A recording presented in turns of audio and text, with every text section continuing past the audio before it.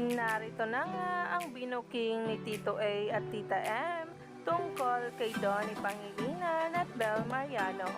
Sa diretsahang tanong ni Tito Boy Abunda kagabi sa kanilang interview, marami nga talaga ang nahimlay at marami ang kinilig. Lalo pa nga sa bukingang naganap kung paano nga maging aktor itong si Donnie Pangilinan. At kung ano nga talaga ang ginagawa ni Tito A at Tita M para sa kanyang career. Narito nga mismo ang nasabing post. Let's talk about God. It's not even emerging. I used to say emerging young. He is. Grabe naman talaga ang intro ni Mr. Tito Boy Abunda kay Donnie Pangilinan. Kung saan ito naman ang sagot ni Tito A at Tita M dito. Steve, huwag mo gagawin yung hindi mo gusto. Hindi talaga ikaw na...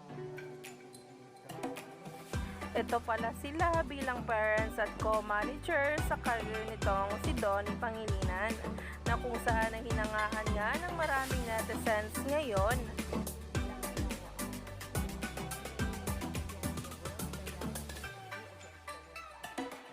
Grabe din nga ang payo ni Tita M kay Donnie Pangilinan at kay Bel Mariano, kung saan ay sinangayunan nga ito ni Tito A dito. At sabi pa nga sa caption, remember when Tito A mentioned that Donnie is intentional?